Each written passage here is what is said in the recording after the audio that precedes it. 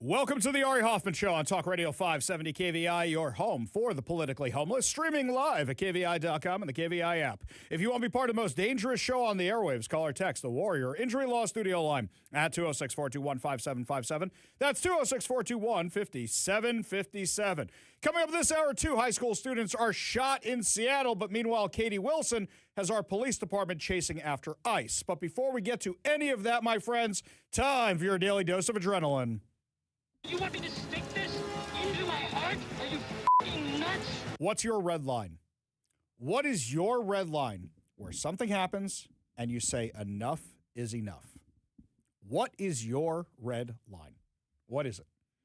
So the reason I asked this question is because when I was at the Roanoke conference 2 weekends ago in Ocean Shores, when we were out there, they had a Q&A session after the panel I did on political violence with Brandy Cruz and Jonathan Cho. And there was a gentleman out there who was really, really mad at me. Now, mind you, this is a Republican conference, or I should say a conservative conference. So usually it's friendlies. And what this gentleman was mad about was he said they tried to kill our president. They killed Charlie Kirk. There's already a civil war. Why aren't you saying, hey, let's pick up a gun and go get them? And I was trying to calm this gentleman down who was very, very worked up about this. And I was saying, look, man, right now I'm not in the mood for a civil war. And he was very upset saying, well, the other side has already declared one. And he may not be wrong, by the way. I don't think the Democrats want a civil war either, but I think their foot soldiers do. And I think they're using Antifa and whoever else to try and create one. And that's what we're seeing out on the streets. But the question is, what's your line? Here on the show, what are the things the Ari Hoffman Show is known for? Sticking up for kids, demonizing the homeless. That's what we do, right? We stand up for kids' issues, we demonize the homeless. That is, if you had to say a summary, if you ask Grok or Google or ChatGPT, tell us what Ari Hoffman discusses. That's what you're going to get, right? So, in that theme, you look at what's going on with kids. You saw these ICE protests, these anti-ICE protests across the country over the weekend. Now, the one in Seattle, I found very entertaining, on Saturday. Why did I find this entertaining? Because they were saying that the reason they were marching is because kids were locked down in schools in Seattle. You mean the giant hoax that we were the first to uncover, that the whole thing was a hoax, and I knew it was a hoax from the beginning? Because they said ICE is near Aki Karosi. And I said, that's in my neighborhood. I haven't seen ICE anywhere near there. And then they said, they're also locking down Cleveland High School. I go, whoa. Those schools are 10, 15 minutes away from each other. They're not even applicable. They're not even related to each other. What are you talking about? And then they listed 4 other schools. None of them were in that vicinity. And I said, nope, this is a scam. This is a scam. This is a hoax. Somebody saw something in a parking lot and people decided to lock down schools. And yes, we were exactly right. That's what it was. So you're telling me that 1,000 people were marching in downtown Seattle because of a hoax? 1,000 people are marching in downtown Seattle because of a hoax. No, they want the controversy. They want more of it and more of it and more of it. Now, as we saw these protests over the weekend, there were other videos we were seeing from across our area. On Friday, I got word after the show that out in Auburn, you had a whole bunch of students walking out of Olympic Middle School there, along with some high schools and other schools that were in the neighborhood and disrupting traffic. I saw kids from other schools being marched out, and where I really went bonkers is where I saw in Portland and Los Angeles. Montessori preschools, kindergartens had their kids marching out. And when you look up the staff of these schools, you go, yeah, that checks. That checks. I think these people, when they're not here in school, are busy riding with Antifa on the weekends. That checks. You're turning little kids into your stormtroopers? That's what you're doing? It's sick. It's really, really sick. And for everybody who says, hey, guys, no problem, we got homeschooling, Here in Washington, there was a bill that, thank God, isn't moving forward now, but there was a bill to make you start going along with certain requirements from the state at 6 years old. At 6 years old. I warned all private school and all homeschooling parents when you say, well, thank God my kids aren't in the public schools anymore. the requirements that they are going to push on your kids, they're going to make them the requirements of the woke insanity because they know your kids are homeschooled, because they know your kids are in charter schools, because they know your kids are in private schools. This is one father who is actually testifying about this just the other day in Olympia. Give a listen to him. The Office of OSPI has turned into an activist organization, as proven by states' own data showing that 60% of students cannot meet state standards in math and 50% are failing in English. Why would we send our kids to our schools? The bill also calls an amendment to an RCW that OSPI approves, whether parents are qualified to provide home-based instruction or not. Now, the Office of OSPI, and with all due respect to our state superintendent, cannot articulate the difference between a boy and a girl. Why would we send our kids there? Do you know the best part about that clip? As he was saying that, the superintendent's sitting right behind him. Chris Rakedahl, creepy Chris Rakedahl, is sitting literally right behind him as he was saying that. Do you remember this clip we found a long time ago when Chris Rakedahl was doing a sit-down interview and he said this? It is quite simply inaccurate to say biologically that there are only boys and there are only girls. There's a continuum. There is a science to this. So there's literally Chris Rakedahl sitting right behind this dad as he's calling him out. What's your red line? When they mess with your kids, when they mess with your finances, when they make your city not safe, what's your red line? And I'm not saying your red line for picking up a gun. What's your red line for getting involved? What is your red line where you say, I'm not putting up with this anymore, I'm going to get involved? My first red line was years ago when the homeless started impacting my businesses, my synagogue, Jewish cemeteries, nonprofits I work with, and I said, that's it, I'm getting involved. I've only been at this for about 6-7 years now? Radio, been on air for 5 years? Then when terrorists take over 6 blocks of my city, I said, oh, we got to dial this up to 11. That's when I said, okay, I got to get more involved. And luckily, I found a career where all of you out there give me a voice. One mom hit her limit, and she's a hero. She's an absolute hero. So one mom, her kid, goes to Olympic Middle School. The mom's name is Erica Franklin. Erica Franklin was coming to pick up her kid, as she always does, and she saw something going on with her kid's school. Hundreds of kids outside protesting and wondering what the hell was going on. If I saw that happening in my kid's school, I would wonder, why aren't they in school? Why aren't they in school? And by the way, this isn't the exception. This is the rule.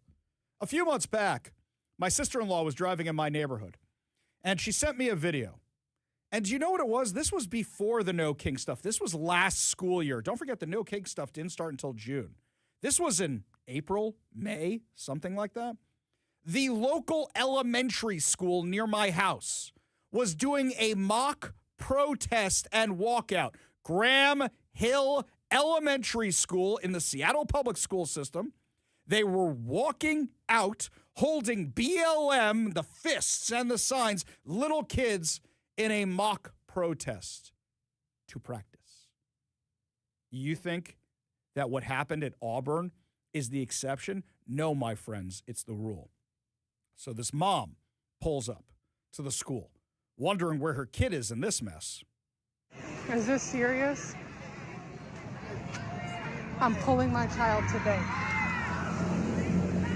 This is my daughter's middle school. Being allowed to protest ICE agents, disrupting traffic, having everyone honk. I'm pulling my child from school today.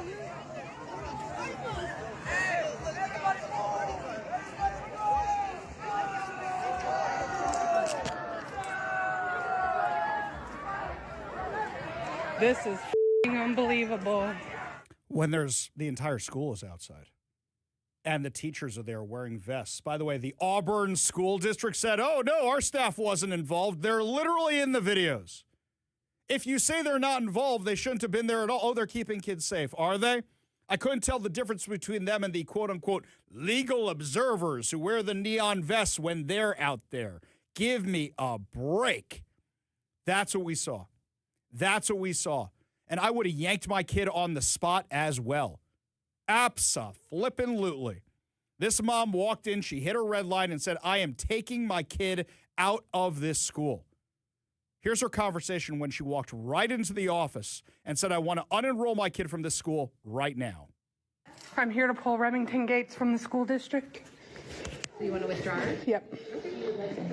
This is unbelievable. I can't believe my kid is in this environment right now. I'm blown away. Can she be brought down to the office right now, please? Again, if we have everybody out there, we'll get her. I'm blown away. As a mother, Yeah. Well, so I can explain to you what we're told. this is disrupting traffic and my child's education. Hang on a second. Let's back up 1 second here. Did you hear what they're saying in the background? Everybody's out there right now. We can have her brought to you. So they sent all the kids out there? They were involved in this. The staff is out there. And meanwhile, the district's saying the staff wasn't involved. Listen again. I'm blown away. As a mother, Yeah. Well, so I can explain to you what we're told. this is disrupting. I can explain to you what's going on. I can explain to you what we're doing. The kids are supposed to be in school learning, and the entire school is out there. Are the majority of them protesting? Who knows? Kids will leave school for any reason. You give a kid an excuse, they'll leave school. Oh, there's a protest today? Sure, I'll go hang out with whoever on the lawn while everybody's protesting. Sure, no problem. But that means the kids aren't in school. That means the kids aren't learning. And the grades around here are so terrible, they can't afford not to be in class. Disrupting traffic and my child's education. Do you know the legal liability of having kids out there disrupting traffic? There's video of it. This mom wasn't exaggerating. They're out there with their signs that say abolish ICE, and I don't even care about the cause at this point. I care about the fact that the school encouraged these kids to be out there. If the staff's out there, they're encouraging it. Encouraging the kids to be out there during the school day disrupting traffic. For what? For what? For some crazy cause? You want to have the kids fight law enforcement next? You want them to stand in front of cars? You want them to resist arrest? Is that what you want? Because other parents today are sending me pictures out of White Center where the kids in those schools were blocking traffic as well today, marching down the streets with these giant abolish ICE banners with activist parents who were there as well. Give a listen to the rest of this conversation. Her out, and then I just need to double check. I need to see my kid.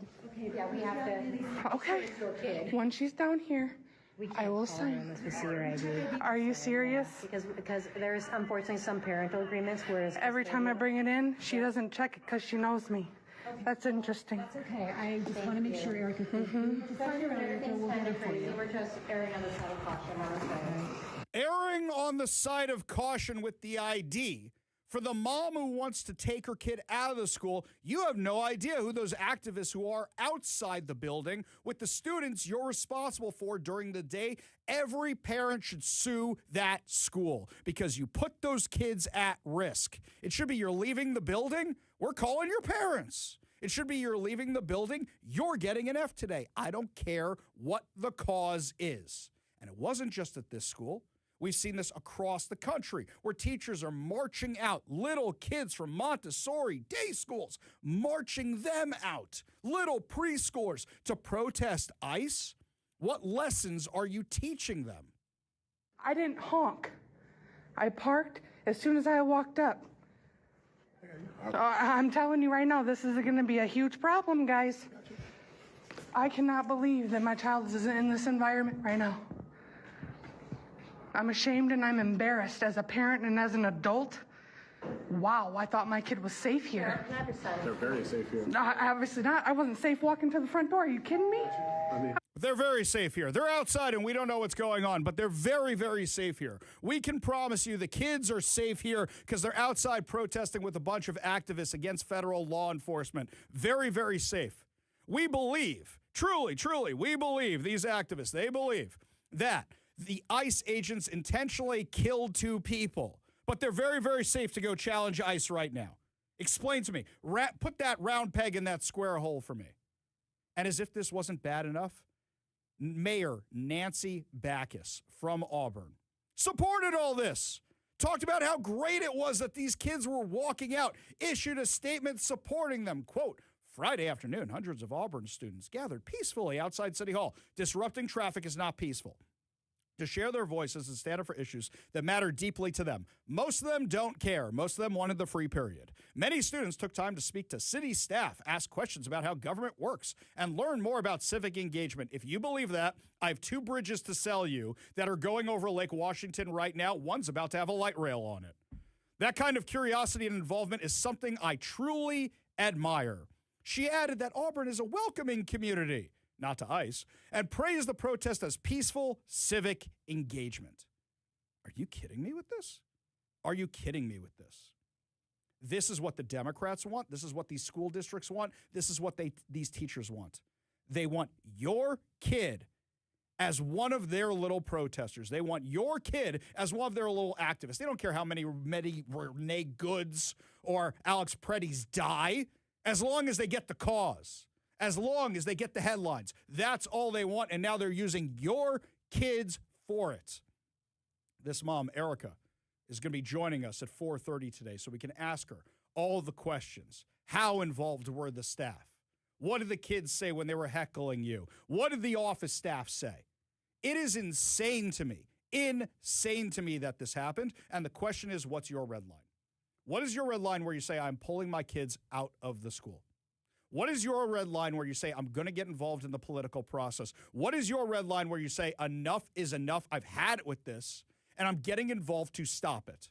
I don't mean the way the Democrats want with guns or weapons or any of that, or violently blocking traffic. In fact, there was a protest this weekend with something I agreed with, and I saw a video of them blocking traffic, and I told the organizer, guys, that's a really, really bad move. You shouldn't be doing that because that makes you no different than the other guys. What is your red line for getting involved?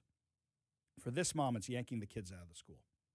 And the question is for you, how many times have we told you horror stories about public schools in our area? What is your red line for yanking them out? This mom can't afford to yank her kid out and send her to private school, but you know what? There's a GoFundMe now to help her out. There are scholarship organizations to help out parents like this who want to get their kids out of the public schools. What's your red line for that? I can't even get some people to stop subscribing to the Seattle Times, where I say, guys, you are literally funding their bad reporting because you keep subscribing to them. And yet people continue to subscribe to this rag, which they hate. Guess what? There are other ways of getting your news, guys, especially in this day and age. What is your red line to say enough is enough and this needs to stop? We go to the Warrior Injury Law Studio line. Take a call from Todd in Issaquah. Todd, what's up, man? Ari, love the show. Hey, so yesterday I was out, beautiful day. Haven't been to Green Lake in a while, walking or biking around actually. But anyway, and I come across this table right in front of Evans Pool with this poster. Caught my eye. It said, "No ICE, protect our communities."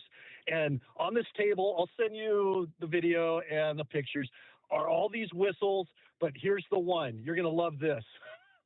They have the how whistles work and directions on how to keep the community safe from ICE. And I don't know if you want me to give the text number out. These people have so much fear and so much rage, they don't know what to do with themselves. Wait a second. Back up a second. I got to make sure I got this right. There's directions on how to blow a whistle? Oh, yeah. Okay, I'll send it to you, but it says, no, check this out. Whistles, instant alert system, simple and effective. Together we keep our community safe. Well, I guess if the scores are to be believed from the public school system, there's a reason you need instructions on how whistles work. Otherwise, you end up with like the kids in Idiocracy. You know what I'm talking about, right? Yeah. The people who can't do the simple kid games at the doctor's office. Yeah, but check this out. The beauty of the kicker of this was you turn it over and it's in Spanish. Do me a favor, Todd. I want you to do me a favor. I want you to email me all that, ARIKVI.com. That's ARIKVI.com. And anybody else in our audience who sees these protests going on, do not take pictures while driving. Do not take video while driving. Do not text me. Do not email me while driving. You do this when you get there somewhere safe. I don't want to be responsible for any accidents whatsoever. But send me, if you see any of this stuff in your neighborhood, ARI@KVI.com. That's ARI@KVI.com. Todd, appreciate the show. Appreciate you being part of the show. Appreciate it so much. You want to be part of the show, give us a call or a text at 206-421-5757. That's 206-421-5757. We go back to the Warrior Injury Law Studio line. Take a call from Carol in Kirkland. Carol, what's up? Hi. Well, I have homeschooled my youngest, and she's now an engineer, aerospace engineer, which would not have happened in a public school. And we had a big homeschool organization that was very, very strong in Issaquah. This is 20 plus years ago. And one of the things we learned early on with schools, then Issaquah, which was terrible as far as this kind of stuff. 20 years ago, they were bad. So they would take the kids. Now, a lot of us just homeschooled our kids, but we went after that school district pretty much on a weekly. And we were very proactive at checking everything they did and taking legal action against them. And we had a really great attorney. And then we also had a state rep who was on Mercer Island, and he would back us up. They would shut us up at school board meetings and everything. So we went on the offense all the time. We reversed it and we went after them. So the big deal here is there are really tight rules, as you probably know. Their insurance does not cover them for those pupils off campus. Well, actually, Carol, I think Steve here on the text line says that there's a truancy law in the state that would fine the teacher and parents guilty and could be fined $500 for taking these kids out of school. I wonder if it's $500 per case or just $500 for the overall incident, because if it's per student, there were hundreds of kids out there. Truancy is it's a little bit more widely to harass the schools with or to get action with, but legally because your kids do fire drills and all these things, insurance only covers the schools for very specific evacuations, earthquake off campus. Other than that, they're not covered. And if they used to take the kids out in Issaquah and other schools, they would just, because they're idiots. I mean, there's no polite word for these people, but they would go out and they would decide that it was going to be like a Viking day, or they were going to take them off campus and teach them how to cross the street. You know how some of these education systems work. These people are out of there. They're crazy. Well, yeah, we can see that by what's happening on the streets. I mean, it's really insane that they let these kids walk out of school and then they tell the mom her kid is safe when they don't know where the kid is. Carol, appreciate the call. Appreciate you being part of the show. You want to be part of the show, you give us a call or a text at 206-421-5757. That's 206-421-5757. When we come back, my friends, it doesn't look like kids are any safer in Seattle than Auburn. A shooting at a Seattle school, but Seattle Mayor Katie Wilson wants to have the cops going after ICE. We'll tell you all about it when we come back. You're listening to The Ari Hoffman Show.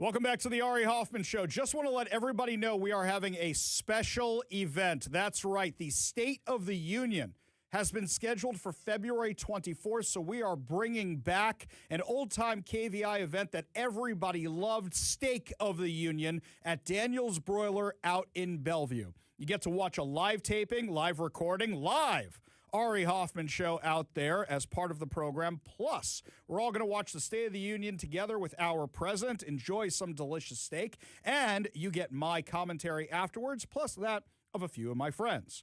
Now, if you want to be part of this fun, it does cost a few bucks, and you got to sign up in advance, and this event sold out in the past. So go to kvi.com, click on the events section, and you can sign up to be part of Stake of the Union. And we have a limited number of spots. That room only holds so many people. So be one of the first to sign up. I know there were signups coming in over the weekend. I don't have the totals yet of how many there were coming in over the weekend. So make sure you sign up right now. Go to kvi.com, go to the events page, and sign up for Stake of the Union. I hear I'm even getting a kosher steak. I am very excited about my kosher steak. I am very excited about this. I'm sure there will be a whole bunch of other great treats, and we will announce our special celebrity friends who will be joining us as well the more and more we get into this event. On Friday afternoon, as Rainier Beach High School was being dismissed in South Seattle, 2 teenagers were shot and killed at the bus stop. I know Rainier Beach High School very, very well because it's in my neighborhood. That's right where I live. I live right over there. I know the bus stop. I know the whole area. It's scary to see it. I also know there's a ton of gang violence over there. Now, I'm not saying these 2 kids were gangbangers. I've seen some things indicating that they were, but this doesn't seem like it was a random somebody just came by spraying the area. So, what's going on here? Well, there's no deterrent for crime on campuses. If there's a gang element in campuses, don't you think something like cops would help get rid of it? But let's not forget the Seattle Police Department banned officers from campuses in 2020. And there have been multiple shootings since then, and they won't bring the officers back to campus. It's really a very simple thing. And you know, Chief Wiggum, our own Chief Wiggum, Sean Barnes, could have stepped up and said, you know, we really want officers back on campus. Instead, what does he do? Blames the guns. Guys, it's not the guns. Unless that gun is Megatron in the 1980s cartoon of the Transformers, guns don't shoot themselves. Here's your Chief Wiggum. I want to begin by acknowledging the deep pain our community is carrying this morning. Oh, he grew a goatee. On Friday afternoon, 2 Rainier Beach High School students were tragically shot and killed near a bus stop, just steps away from what has always been off limits, a public school. How is it off limits? No, really, how is it off limits? What, you think a gun-free zone sign does that? How is it off limits? For the last 5 years, it's been open doors. We're not going to lock the doors. Kids can come and go as they please, and we're not going to have cops on campus. When last week they announced any reports of ICE will be reported to our safety team, who's your safety team? You don't have any police on campus. Maybe if Katie Wilson wasn't so concerned about ICE being around, then guess what? Might actually be able to deal with having cops do their jobs of enforcing the law. Maybe these kids would still be alive if there are cops outside Rainier Beach High School. This literally happened across the street. And the community showing up for a vigil. Very nice. Very sad. But you know what? I don't believe you guys. Because you show up and you say something has to be done. And then what happens? The meeting comes around where they say, we want cops back in the schools. And then everybody shows up to protest that. And you got to be louder than the protesters. You say there's more of them than you. You got to be louder than them or you got to yank your kids. You got to say it was bad enough that they weren't learning. It's bad enough that they're being indoctrinated. Now they're being shot and killed. Why would you continue sending your kids to these schools? I don't get it. I don't get it. These kids are literally cannon fodder for Democrat policies now. Yeah, let's get rid of the cops and just hope everything's going to be okay. Are you insane? Here, even from a lefty example. Don't you want the cops on campus for Katie Wilson to have them be against ICE and protect your kids from ICE at the very, very minimum? Are you kidding me? Come on, guys.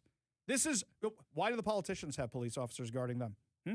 Why do the politicians have security guards? Why the movie stars? Why is everyone at the Grammys, but they hate law enforcement? Oh, spare me. We go to the Warrior Injury Law Studio line. Take a call from Leonard in Shoreline. Leonard, what's up, man?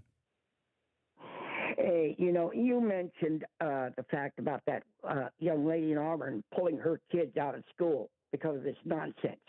I think here's what's going to happen. Now that they've done this so-called shutdown and basically did the damage, their next goal is to shut the entire city down. No matter what zip code you're in, they'll lock it down. Well, they already did that. Didn't we do that during COVID? We know what their goal actually is because this is what they actually do. I'm just thinking is too, Ari. What they're going to try and do is they're going to lock everything else down. Your bank, your grocery store, everything. Yeah, but they literally did that during COVID, so they're not exactly hiding the ball here. That's what they want. They want you to be so inconvenienced you vote for somebody else. Leonard, appreciate the show. I can't believe that's the second time I did that. Appreciate the call. Appreciate you being part of the show. You want to be part of the show, you give us a call or text at 206-421-5757. That's 206-421-5757. Speaking of socialists not being able to run anything, when we come back, Zoran Mamdani messed up so bad that even his original lefty Hollywood supporters are mad at him. We're going to tell you what socialism results in when we come back. You're listening to the Ari Hoffman Show on Talk Radio 570 KVI.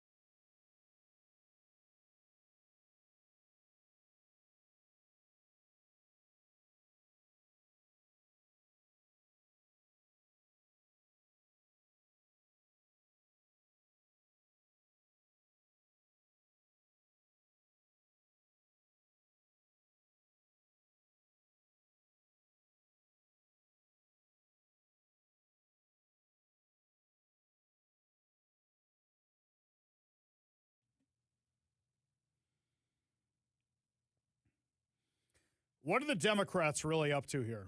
What are they doing with all this ICE protesting? It's defund the police part 2. They know how defund the police, how unpopular it was, so they're trying to do it all over again. They're just saying, oh, it's about ICE this time. No, it's about all law enforcement. They want to weaponize law enforcement against law enforcement, like with Katie Wilson. All right, look, Democrats are not being quiet about what they are doing. Here's an example. Here's Pramila Jayapal, our very own representative from Hamas. We really need to, as soon as we get the gavels back, we have to dismantle DHS and ICE and CBP. And we have to reconstruct them to what they really should be doing. Remember, don't let people tell you that these are agencies that have always existed and they need to exist. They didn't exist before 9/11. This sounds a lot like reimagining community safety. I've heard that somewhere before. Reallocating funds elsewhere, investing in the community. That's what this sounds like to me. It's no different. It's the same thing. Chuck Schumer, he had the whopper of all time on this. But we also realize that this puts our democracy at risk. It's a force of thuggery. The federal government is supporting a large force of thuggery, and we really worry about its consequences for America if we don't rein them in. Okay, thuggery. They're a bunch of thugs. Thuggery are law enforcement officers. So, demonizing ICE, demonizing law enforcement. I get it. That's what they want. They want to get rid of all of them. That's what they want. For what? Open borders? Well, yeah, then you get all the illegal alien voters you want. By the way, midterms, my friends, you know when the midterms come up, what they're trying to do is create as much chaos as they possibly can, like they did in 2020 before the 2020 election. The more chaos they can create, the more it looks like President Trump isn't doing a good job. They think this helps them with the midterms. Once again, Pramila Jayapal gives away the game of what they're actually planning to do with all this. I voted for every Al Green's put out articles of impeachment. I've always voted to bring them. What I'm saying is that we don't have the votes right now. And I would sign on, I've signed on to articles of impeachment, but we got to look at the now. And so listen, I respect everybody. You disagree with me, I don't mind. You're allowed to do that. This is America. But I am trying to do everything I can, and I was in that gallery, okay? I almost lost my life. There is nobody that wants to impeach Donald Trump more than me. Almost lost your life because you took your mask off? How'd you almost lose your life? So, now you want to impeach Donald Trump. Great. This is what's going to be, a whole bunch of impeachments that accomplish absolutely nothing. Like last time. That's what happens. That's what they want, by the way. But come on, what do they really want? Kamala Harris was doing the interview circuit. I believe this was on MS Now. This is what she told them. Congresswoman, I hear you calling for dismantling, abolishing, whatever verb you want to use, ICE. Presumably that's not going to happen in the next couple of weeks as these negotiations are going on. Republicans are not going to agree to that, and they still hold the majority in both houses. What are the specific reforms that you can demand, or that you are demanding? What are the red lines now as a condition of passing these funding bills? Yeah, I think this is a really important question. You're right. We can't completely do what we want to do without the majorities. But what we can do is insist that ICE and CBP get out of Minnesota and our cities across the country where they are terrorizing people. Just so we can have the illegal aliens everywhere, just so they can be voting for you. That's what you're terrified about. You're terrified that you're not going to have your voting base anymore. You know what I'm terrified about? More socialists getting elected. Now, those of you who are not from the East Coast, you do not understand what a snowstorm does. A snowstorm, mountains of snow. Mountains of snow. And depending on how bad it is in any given year, I will tell you, the year of my bar mitzvah, I will never forget this, the year of my bar mitzvah, it started snowing in December. It did not stop until April. The snow finally melted the week before my bar mitzvah, and there's still little pieces of it around. My bar mitzvah was on April 30th. That's how much snow there was. Mountains of it. And you got nowhere to put it. And it's so cold, it doesn't melt. You got to prepare for this immediately. Now, what happens is, if you live in New York, the snowplows come down the street, and they pile up the snow on the streets, on the sides of the streets. But then you got a problem. The garbage trucks can't get to the garbage, so the garbage sits there. So you eventually have these trucks that come along and kind of suck up the snow and haul it out of there. Well, unfortunately, they plowed the streets but didn't get rid of the snow in New York City, so it froze there. So people's cars are frozen. But in addition to that, the garbage guys can't get to the garbage. So now you have rats running through the garbage, and you've got piles and piles of garbage, not outside Gracie Mansion where Mom Donnie lives, but you got piles and piles of garbage. So as much as these lefties say, trust us, the grown-ups are in charge, socialism, the warm embrace of collectivism. Really? It sounds freezing cold. It's the warm embrace of rat poop and garbage in New York right now where people are frozen solid because Mom Donnie is so busy saying whatever nonsense he's going to do, defund the police, ensure World Cup seats for everybody. He's not taking care of the basics. He's not taking care of the basics. Like Katie Wilson. We're going to send our police officers to go attack ICE. Yeah, you're not taking care of the basics and kids are getting shot at local public schools. This is insane. This is what happens when you turn over the biggest city in our country to somebody who's never had a job before. With Mom Donnie, what do you think is going to happen here in Seattle under somebody like Katie Wilson? You know what Katie Wilson said the other day? She told Politico she was going to get all the homeless off the streets, all the homeless off the streets by the World Cup. When's the World Cup? Coming up in a few months? Really? That's the plan. You're going to do it. Well, you didn't sweep that homeless encampment in Ballard, so I think you're a little behind the eight ball. I think just a little bit. No, you know what she's going to do? She's going to clean out the area around the stadium and go, look, I got rid of all the homeless. Don't pay any attention to Ballard. Don't go over to Ballard. Nobody look at Ballard. You know what we should do? We should organize field trips. We should have tour buses. Want to see the homeless of Seattle? Come with us. We'll show you, all you people who came in for the World Cup. Want to see how Seattle was turned into a third world country? Watch this. We go to the Warrior Injury Law Studio line. Take a call from Jim in Kirkland. Jim, what's going on? Hey, Ari. I got to finish throwing up first after hearing all those those quotes you put in there. All those lovely people telling us how wrong we are. Yeah, barf. So I think ICE is not getting much of an improved image. And I think it's because, I know it's because picture's worth 1,000 words. Somebody records on their phone, the arrest, and then they edit out everything except knockdown and cuff. And the rights defense of that is, well, they're within the law, or they're doing the right thing. But if you don't respect the law, that doesn't matter to you. Well, that was like that was the video we saw of Alex Preddy. The video we saw the next day after everybody got mad about it, it's him kicking out the taillight of an ICE vehicle and him attacking officers. Exactly. Yeah.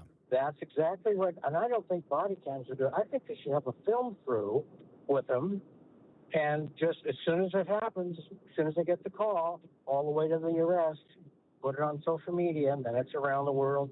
So, see, okay, Jim, you agree with me. We should have a reality show. We should have a reality show called ICE. We had cops. Now we should have ICE. I think we just send the camera crew with them, right? I think we dial it up. People love that show. Appreciate the call. Appreciate you being part of the show. You want to be part of the show, you give us a call or text at 206-421-5757.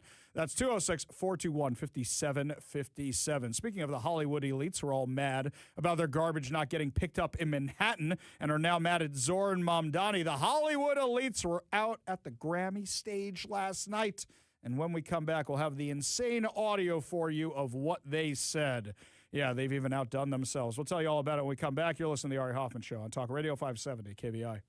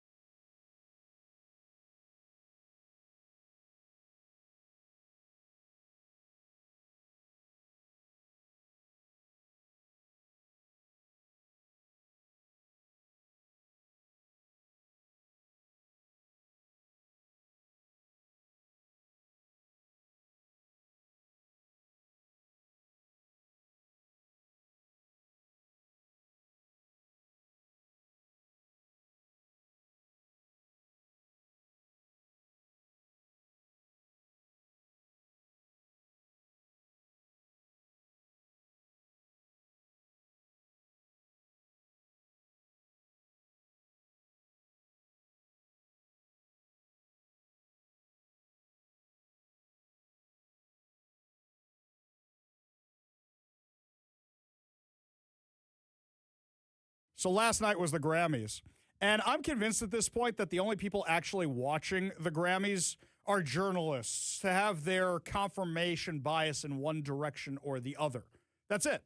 So basically, if Bad Bunny says something they like, woo, yay, I'm going to share that on social media. And if Bad Bunny says something they don't like, boo, boo, Bad Bunny. We're going to share that on social media. Nobody's going to watch your halftime show. I'm convinced nobody else is actually watching the Grammys. Nobody else. I guarantee you, most of the people who shared the Bad Bunny clip did not watch the Grammys. For example, I'm about to share the Bad Bunny clip.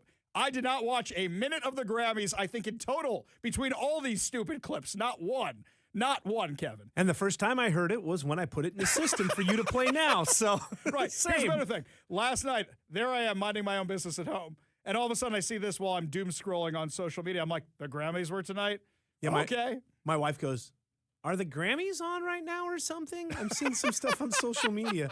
And here's really, I know somebody who works for the Grammys. And you didn't even know the Grammys were last night. Didn't even know. Yeah, our industry's a small industry. You're going to know people. Yeah, we had no idea. No idea. We got music stations in the building. We didn't know the Grammys were last night. That should tell you how few people watch the Grammys. Well, if you missed the Grammys, don't worry. I've got the only three things you might be interested in. Don Lemon, after getting squeezed into jail and squeezed out of jail, the Lemon was at the Grammys and got a standing ovation. So what are you applauding him for? Disrupting a religious service? Is that what oh, he's the enemy of Trump. Oh, we have to. What are you applauding him for? Disrupting a religious service. That's what he's getting applauded for. Really? These people are just clapping seals. Then there's the Bad Bunny. So this is what everybody's mad about. I don't think this was the worst comment of the night. The Bad Bunny said, before I thank God, I want to bash ICE. This is what the Bad Bunny said. Give a listen.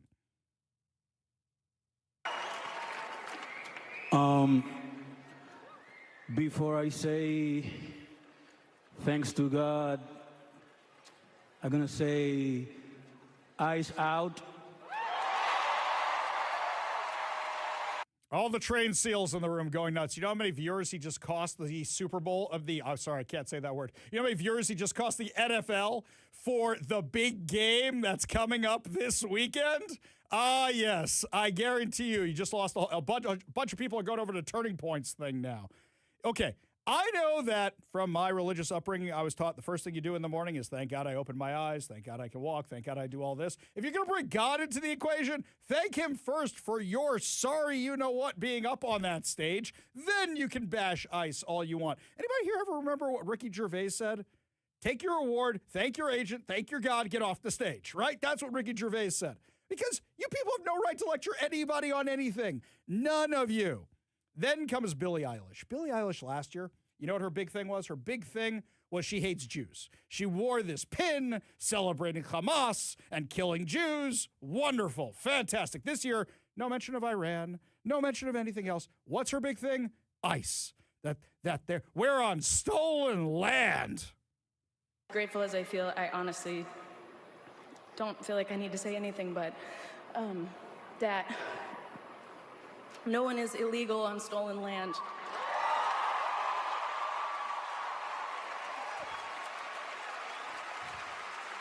Okay, hang on a second. No problem. If you believe this lady, no problem, no problem.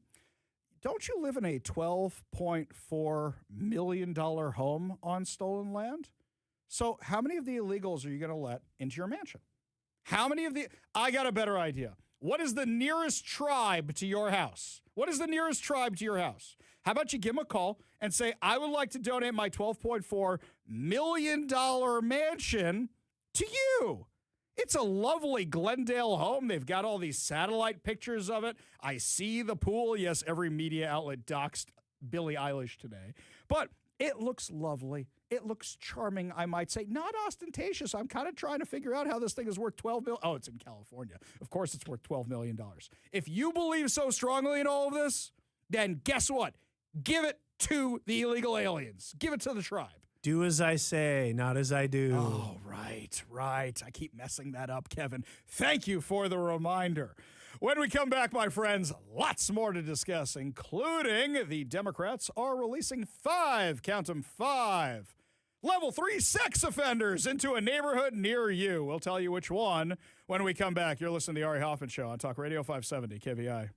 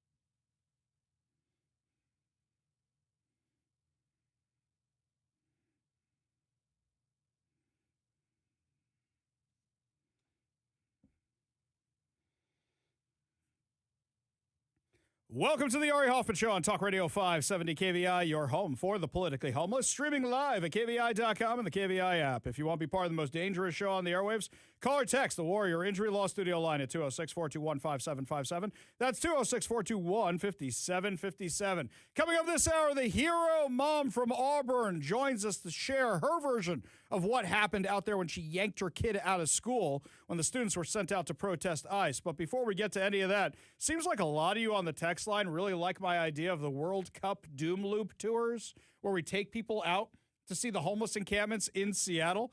This one here from Darren, he says you can call the bus tour Seattle is Dying the Tour, or Dying to Tour. Oh, that's good too. I like that one. Hey, Eric Johnson's not doing anything. He's retired now, right? We'll get him to do it. Maybe we'll get Jonathan Cho out there. He'll be your man on the ground. People you see in the wild. Can you see Jonathan Cho out in the wild in the homeless encampment? Can you spot Andrea Suarez? This could be great. Wait a second. This one here from Jeff and Kent. Ari, what a great business opportunity. Homeless encampment tours, like Ride the Ducks, but with garbage trucks. Oh, I love it. Wait, the Ducks aren't doing anything. Did they sell them all at auction? There's got to be a couple of them Studebakers from 1950-something sitting around somewhere, right? Yeah, it turns out that those weren't running so hot. And is that what it was? Right, they killed a few people, didn't they? Yeah, had quite an accident. A whole bunch of people died because like a wheel fell off or something, right? Yeah, the Aurora Bridge. So you're saying running war equipment from the 1950s as a tourist attraction may be a bad idea. Maybe a little unsafe. A little unsafe, yes. Yes, exactly. By the way, when they say military grade, that means the cheapest thing they could get. That's not a good thing, guys.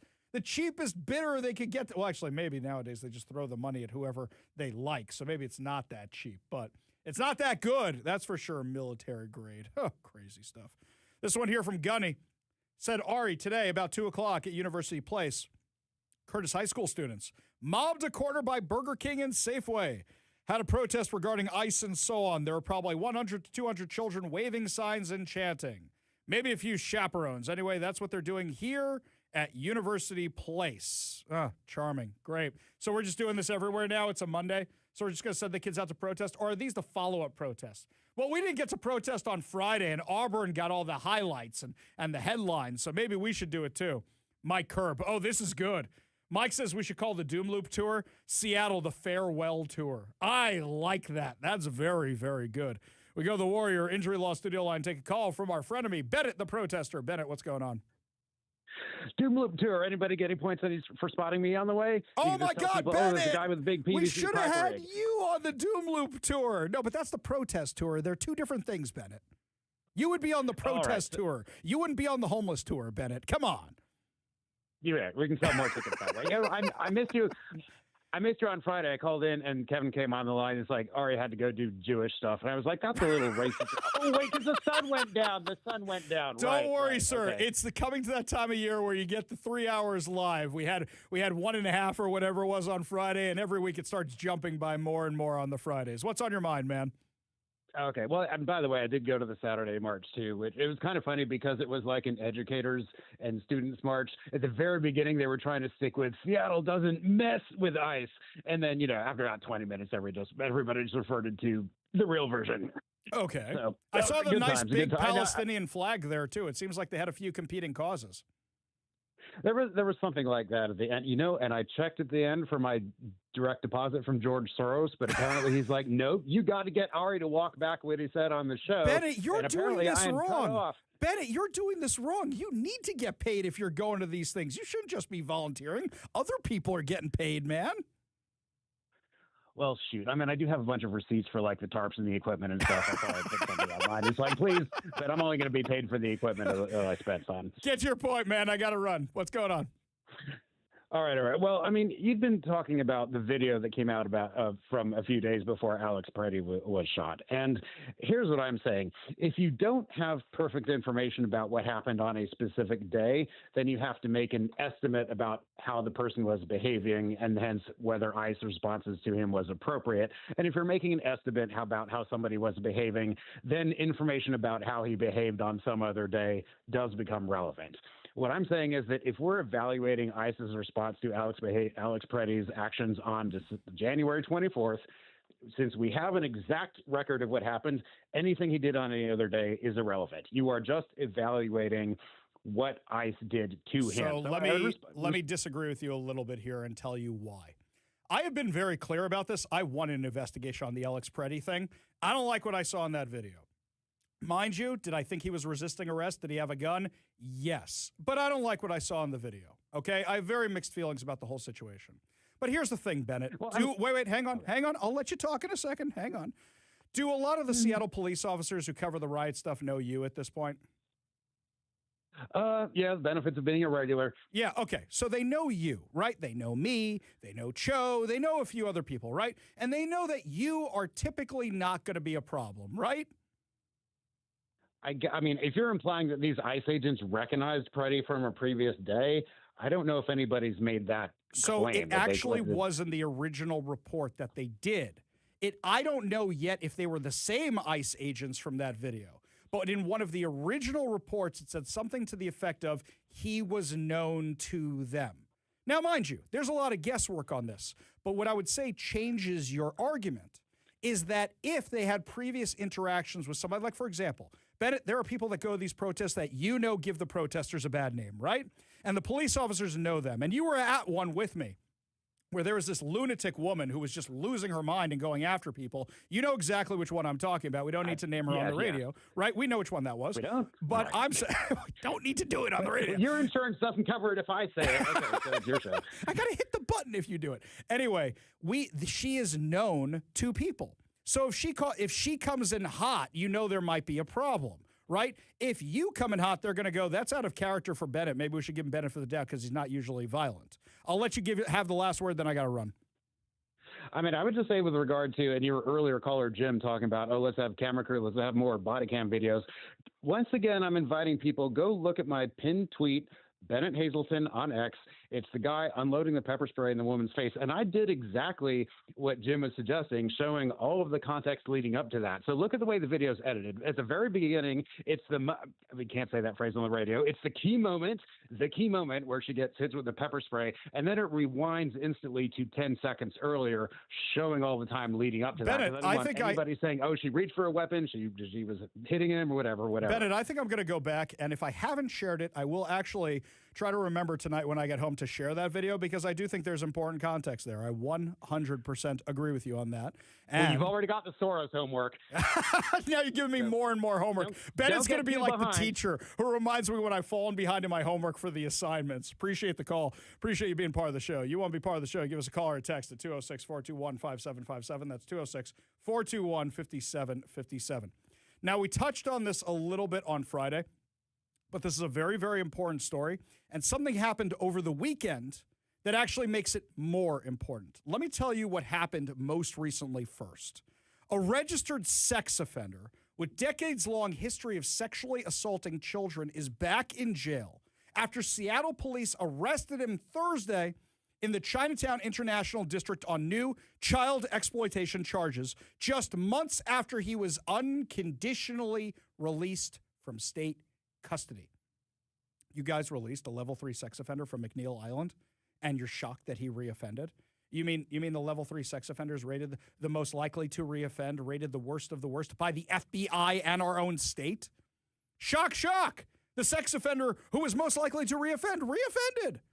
Seattle police arrested Richard Eugene Jackson, 57, following a months-long investigation by the Seattle Police Department's Internet Crimes Against Children Unit. Detectives say Jackson is accused of possessing and distributing child sexual abuse material, having spent years in state prison at the Special Commitment Center on McNeil Island.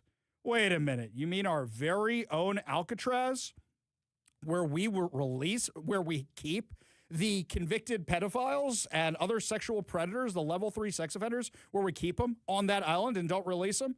Oh, right, I forgot. Democrats just a few years ago passed this law that they want to depopulate McNeil Island and release the sex offenders into unsuspecting neighborhoods. In fact, I think we actually did a travel commercial for McNeil Island. Washington State's McNeil Island is a beautiful long vacation destination for level 3 sex offenders. Now, Jay Inslee, Bob Ferguson, and Washington Democrats are bringing the experience to your neighborhood.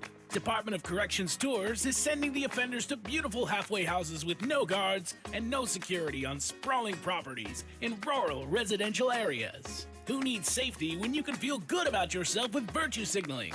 If you're asking yourself, how can I be part of the fun? Chances are you are already. No one is informing the neighbors. So look out your window and find out if you've been selected as one of the lucky recipients of a level 3 sex offender in your neighborhood. This message unfortunately not sponsored by the Department of Corrections and the Department of Social and Health Services. May the odds ever be in your favor. So according to the Seattle Police Department, investigators received 18 cyber tips in a short period of time alleging Jackson was actively sharing and possessing sexually explicit images of children. Now, here's the crazy thing. A level 3 sex offender, you're telling me this was a months-long investigation? Why wasn't it one and done? Why wasn't it one and done? That's what it should have been. Police say they found no new evidence that Jackson physically abused children during this investigation. Well, thank God for that. But in the meantime, he was trafficking in these images. He waived his first court appearance on Friday in King County Superior Court. Judge found probable cause, set bail at $750,000. Why should there be bail at all? Why should this guy get bail? He's a convicted level 3 sex offender who never should have been released from McNeil Island. According to the police, with his history and sex offender status, he has been identified as somebody likely to reoffend. He was before. Why did they release him? Oh, right, because Democrats think it's wrong to keep anybody in jail. Democrats want to abolish the police. Democrats want to abolish prison systems. And they think keeping level 3 sex offenders away from everybody is evil and wrong. He was sent to McNeil Island in 2003, where Washington confines people like him deemed sexually violent predators, the worst of the worst. And in 2019, he was conditionally released to the Secure Community Transition Facility in King County and later moved into a less restrictive custody. Great. Wonderful. Fantastic. Court records show he was recommitted after alleged violations before eventually being granted unconditional release. How many chances does this guy get before you realize, hey, somebody who's likely to reoffend is most likely going to reoffend? But they just kept releasing him and releasing him and releasing him. Well, what do we know now?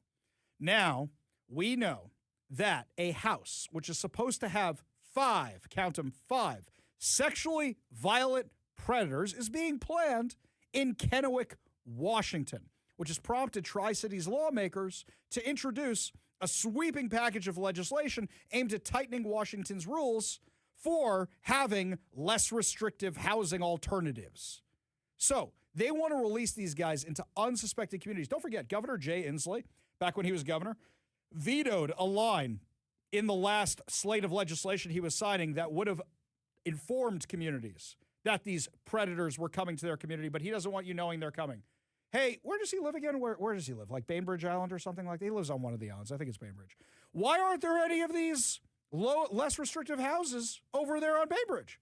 Why do you think that is? Now, I know a whole bunch of people on Bainbridge are screaming at me right now, right? We don't want it out here. Don't penalize us because he lives out here. But if he wants them distributed equally in the state, why aren't they going in next to his house? So what's happening is this thing is being installed on 8th Avenue and Edison Street in Kennewick, Washington.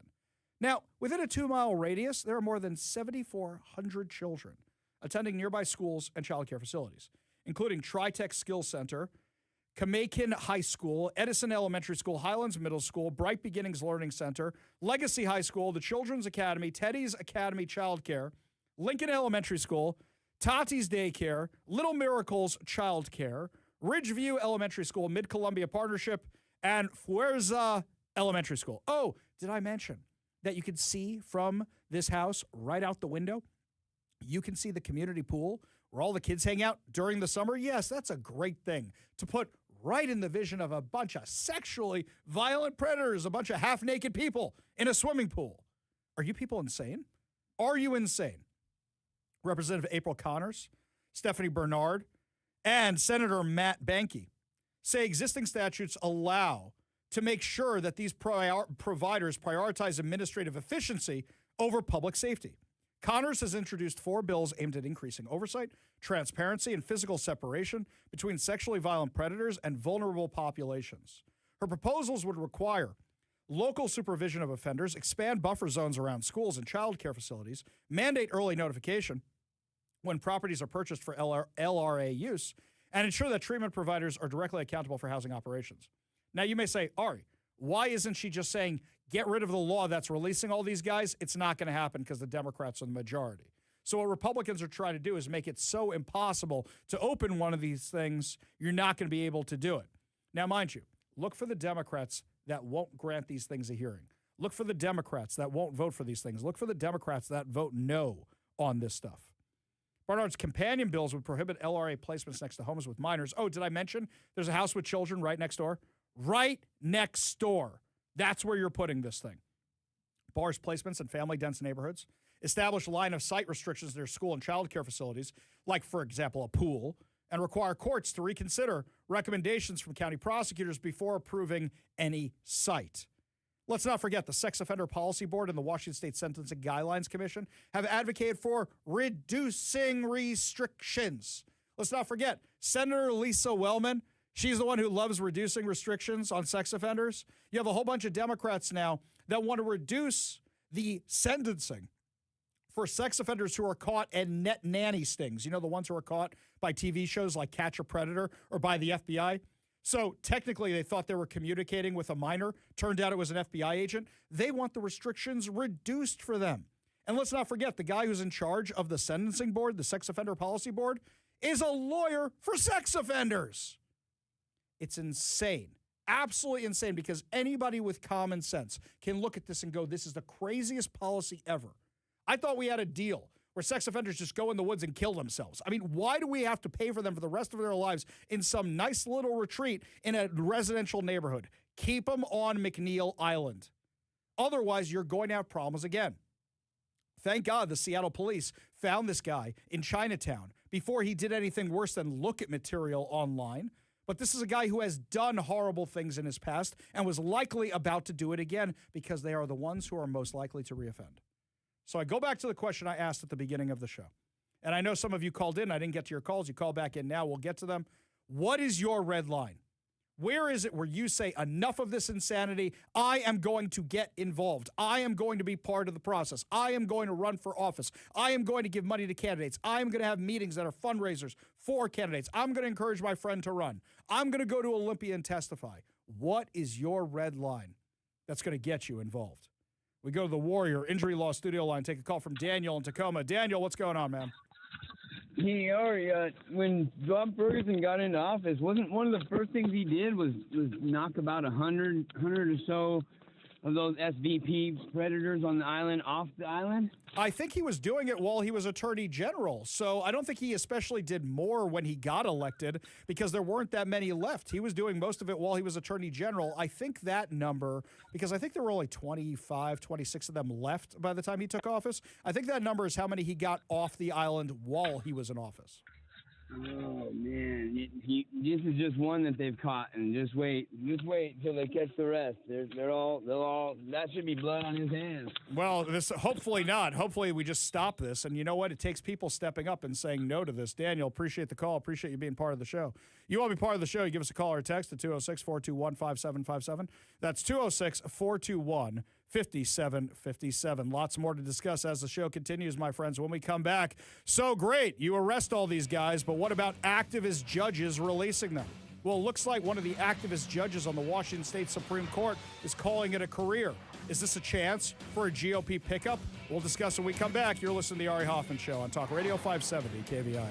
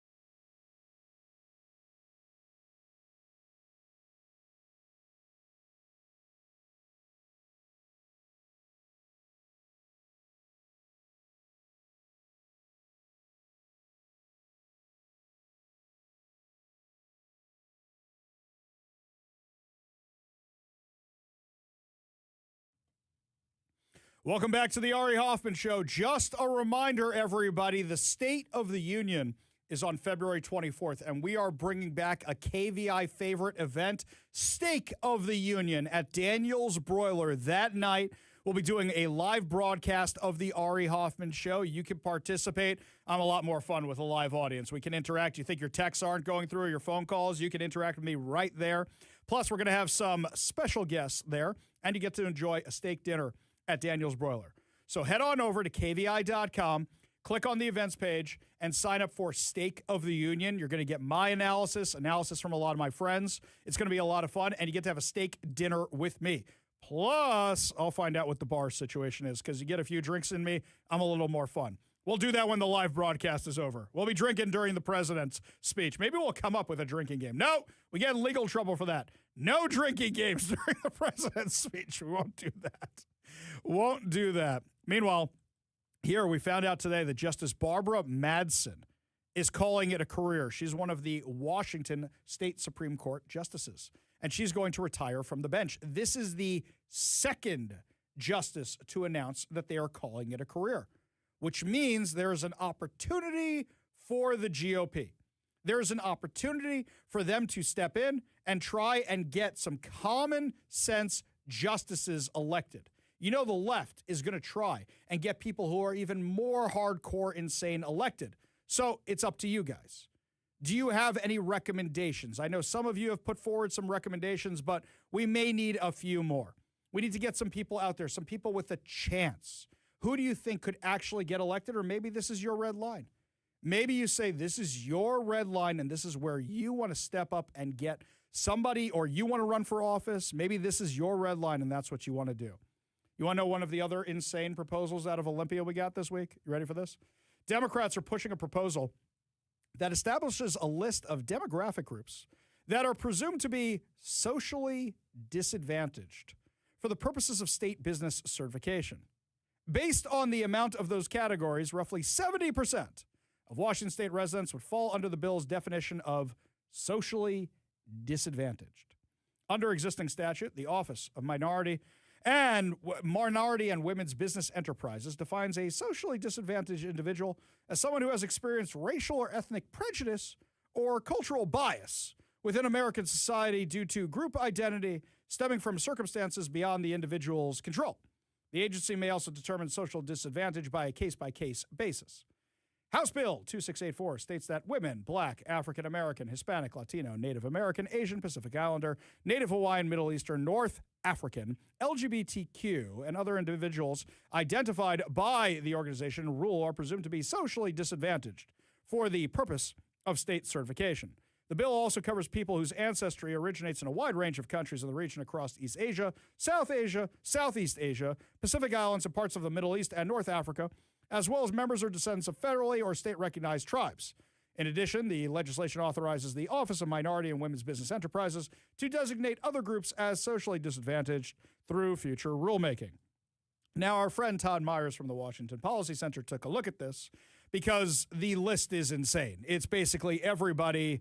Well, you may have noticed who's not on that list. He said, based on this list, roughly 70% of Washington state residents would be socially disadvantaged. Oh, congratulations, guys. You're all minorities now. Congratulations, 70% of you. Then one commenter on here wrote, based on this list, they wrote, everybody in Washington is socially disadvantaged except straight, white, Christian, or Jewish males. That's basically it. Kevin, you and I are screwed. Look at this. Bounded together by the Washington state legislature. Isn't that amazing? We're both completely screwed in this. Interesting. So 70% is socially disadvantaged. Talk about the soft bigotry of low expectations. We're calling you disadvantaged, socially disadvantaged because of the color of your skin. We're calling you socially disadvantaged because of where you came from in the world. You are socially disadvantaged. This is the insanity they're doing in the Washington state legislature. You know how they do this? This is like the same thing they do with LGBTQIA. If they can add more letters, then you're a member of the club. And now you are oppressed, and you have to fight for our rights because you're a member of the club. Do you know why they're doing this? The proposal comes just days after the U.S. Small Business Administration issued formal guidance reiterating that race-based presumptions are not permitted in federal business development program, and the SBA emphasized that race-based discrimination within the program is unconstitutional and unlawful. Do you remember during COVID, all these businesses were dying? And then Seattle and Washington came out with these plans to fund businesses. Not so fast, you white guys. No. You have to be minority, you have to be a woman, you have to be an Asian, you have to be black, you have to be Hispanic, you have to be whatever. Otherwise, you don't get help from the government, even though the government shut down your businesses. So discriminatory. It's like the same thing they're doing with these reparations bills here in Washington. Oh, you want a loan for a house? No problem. What's the color of your skin? Not so fast, you people over there who were discriminated against with redlining.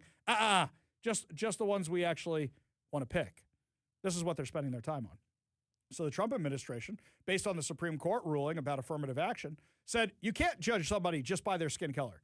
You have to say, this is nuts. It's by merit. Are you actually socially disadvantaged? What does socially disadvantaged mean, Kevin? Does that mean the kids in the AV squad? Is that what they're talking about, socially disadvantaged? Does that mean the kids who like carry around the towels for the basketball team? I don't know what socially disadvantaged means. I have no idea what they're talking about here because they're making this all about race. I don't mean to pick on the computer club kids, but those kids run the world right now. So I don't think they're socially disadvantaged. In fact, I think that Bill Gates was a little too socially advantaged, if the Epstein files are to be believed. They're all allegations now. Socially disadvantaged. Maybe they just don't have access to Facebook and Twitter. Oh. And, that's what it is. Oh, disadvantaged. socially. Yeah. They don't have social media. Yeah. I thought it was kids who that's play Dungeons and Dragons. That's what I thought it was. Oh, am I upsetting people right now with all this? Okay, guys, I'm a huge dork. I talk about Star Wars and Star Trek all the time. Can we be real about this? How do you think I know what socially disadvantaged was? I had a very socially disadvantaged upbringing until I got contact lenses and stopped moosing my hair in a frozen, it wasn't mousse, it was that gel, that crusty gel we had in the 90s. You know what I'm talking about. LA Looks? Yes, absolutely. That's what it was. Crusty. Here, you want young Ari Hoffman? I'm sure I can find a picture of this. Young Ari Hoffman, Coke bottle, glasses that look like they came out of a Cracker Jack box because they actually look like Cracker Jacks on the sides. And then I had my hair in a perfect swoop thanks to the LA Looks or whatever it was. And sitting on top of that was a neon green Back to the Future hat I got with the computer game. I was awesome in my jean jacket. Let me tell you, I was very, very cool. Not the socially advantaged person you see in front of you now. I was very socially disadvantaged. How come I don't get any help from the government? That's what I want to be declared socially disadvantaged. I will submit my pictures. You know what? When I apply to be socially disadvantaged, I'm just going to submit that where I'm wearing like a Star Trek t-shirt. I'll just send that all in. We'll see what will happen. This is the stuff they're doing in the Washington State Legislature. We had more layoffs announced today. We had layoffs announced from T-Mobile. We had layoffs announced from Zillow. We had the number 2,000 people being laid off from Amazon just here in Seattle. More layoffs, and they're worried about being socially disadvantaged. Everybody's going to be socially disadvantaged because soon you're not going to have a social environment here in Seattle because everybody's going to leave. This is beyond crazy. Absolutely beyond crazy. And speaking of crazy, my friends, Auburn. You had that Olympic middle school let all its kids go out and protest. Well, when we come back, the hero mom who stepped up and said, I am yanking my kid from this school today. No more of this nonsense. We'll talk to her when we come back. You're listening to The Ari Hoffman Show on Talk Radio 570 KVI.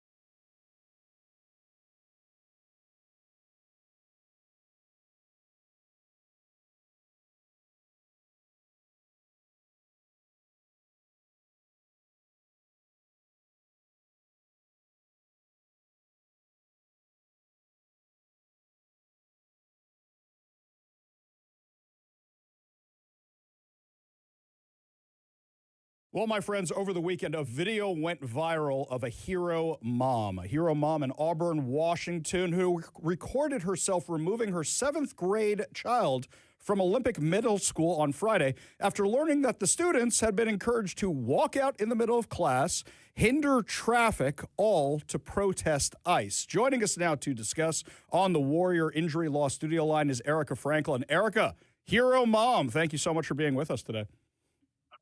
Thank you for having me. It's an honor to be here. That word hero, I'm not sure how to absorb it, but it's much appreciated, and I have a lot of gratitude for my country. Well, I'll tell you this, take it as a massive, massive compliment. Now, I got to start with this, with the circumstances of what happened.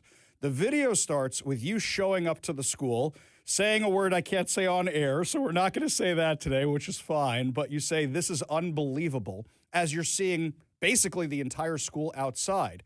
I saw staff members there, it looked like, because I see people wearing the vests. Were staff members helping the kids with this protest and hindering traffic? Yes. Okay. Well, yes, but I do want to make it clear that this wasn't violent. I do not believe it was forced, like people are accusing that I've said, and I haven't said these things, and I don't believe that. But the teachers were out there. There were parents out there. Most of the teachers that I recognize because they had vests on, like yellow and blue, and they were kind of like keeping the crowd at bay and helping traffic, and so yeah, that's helping. That's helping to me. And I also noticed parents out there that were involved, clearly involved. So was this the kind of thing that you found out by word of mouth? What brought you to the school that day? Was it near dismissal time and you were going to pick up your kid and you ran into this? Did you hear what was going on? How'd you find out what was happening? It's just a daily routine, and I normally don't even park in the front of the school anymore because it is actually dangerous after school. Kids don't cross the street properly, so I park in the back near handicap because I am. So it's easier for quick running to come out. So on my daily routine, I come, and where my path is, I see the front of the school before I turn to go back. So I see all of this as I'm just going to pick her up. Wow, unbelievable. And so my first interaction wasn't even recorded. I actually pulled up by the crosswalk there and said, "Hey, is everything okay? What's going on?" And he looked at me like, "It's a protest," type of look. And I went, "Are all the kids out here? Is my kid out here?" And he goes, "I don't know." I said, "This is not okay." And I went around, I turned, and I parked in front of the school, started recording. It was just a normal day for me until I went to pick my kid up from school. So the video continues, and you're walking up the walkway to the school. You're videoing all this, and you say that some of the kids were jeering at you. Some of the kids were making comments. Some people were saying things because you were there. What were they saying to you? Well, I had originally, like I said, pulled up in front of the entire crowd, not knowing what I was driving into. But I do want to make clear that the walkway to the school was completely blocked, and I had to walk through the mud and grass. So there was no pathway to the front door. I want to make that clear. But yes, those students watched me from being in front of them, pull around and park and get out. And as soon as I got close enough, a couple of them said, "Hey, boo," and they all turned and pointed and booing. And I don't know what's heard, but there were kids were screaming "F Trump" type of thing. So they all noticed me and pinpointed me and started booing me. And I don't know. I don't know. I didn't do anything to trigger that. Gotcha. I didn't do or say anything to trigger that. So, but yes, absolutely. So you walk into the school building, you see what's going on, and you ask for your daughter. And they don't even know where your daughter is in the video. They said, "We don't know where she is." My wife, who reached out to you, she saw your post on TikTok. She said, "You got to have this woman on your show right away." She said that she would have been completely freaking out that the school didn't know where her kid was. I assume you were in a similar situation. Yeah. My heart immediately went from 0 to a million. If you notice, I'm out of breath, and it's not from moving too fast. It's from trying to keep my composure. I knew in my heart where my daughter was. She was in class because I raised that girl. Mm-hmm. She's a good kid. I knew she was in class. I knew my child was not out there once I parked. My heart just knew. Okay. I just knew. So you got your daughter and you left campus and you demanded they escort you, rightfully so, through that crowd of kids because God knows what was actually going on out there with activist parents and whatnot. I normally find that something like this, usually there's a bunch of things that build towards it. Was this the final straw for you, or was this just such a big deal that you said, I got to get my kid out of here right now? I have been wanting to get my daughter in a safer educational environment for a very long time. I trusted Olympic. This is only our second year here. This was the last straw. I've been seeing this just continue to escalate and not even de-escalate a little bit. That's it for me. No excuses. I do care what people have to say, but I don't care what anyone has to say when it comes down to excusing this. Gotcha. Now, I reached out to the school after I saw the video before you and I even spoke, and I got a response this morning. And when I said, why was your staff participating in this? Why were they doing that? And they said, we don't see that in the video. Can you send us evidence that our staff was participating? And I'm going to write them back as soon as we're done talking today. Well, they're out there wearing the vests. And if I'm not mistaken, I heard in the video one of them say, well, let's explain to you what's going on or something like that. So it seems like the staff was fully on board with this. Did emails go out saying this might be happening? Was there any warning this might be happening? And what would you say to the school district that says the staff wasn't involved? I can't say that on air. Staff was involved, and that's how I'm going to comment on that. Gotcha. And you can see it. Anyone with a clear mind and a rational mind can see it. All I got to say is, yeah, they were involved. Okay. Parents too. So now you've gone viral. A lot of people are calling you a hero. I think you're a hero. My wife thinks you're a hero. I know a lot of people in my business do because you're setting an example for so many people. So what would your message be? Is it don't wait until something like this happens to get your kids out of the public schools? Would it be try to change the public schools from the inside? What would your message be to all the people who are listening right now?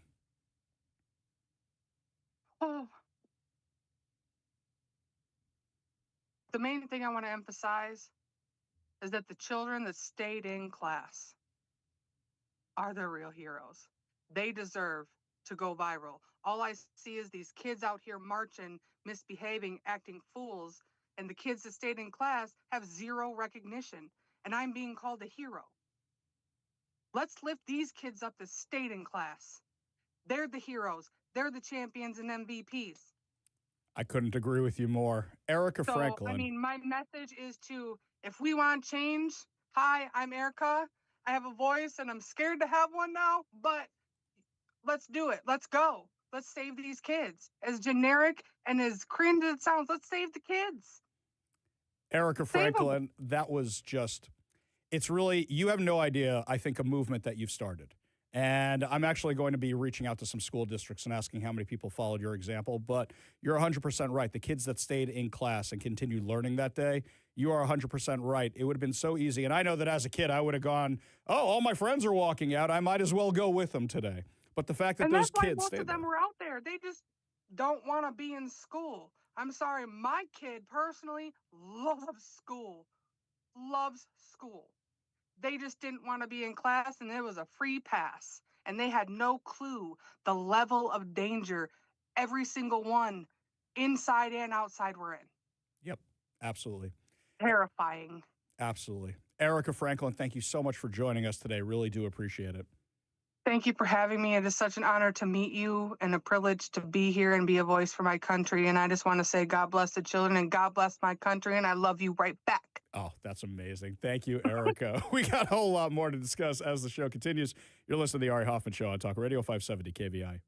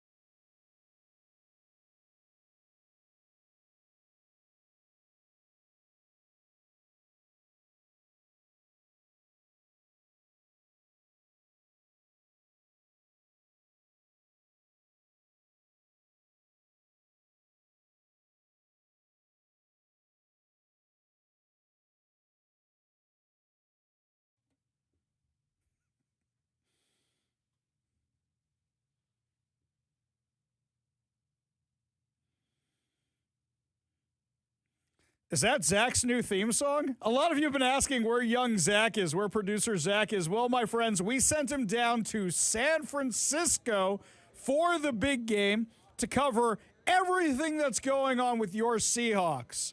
And he joins us now. Zach, how's it going in California?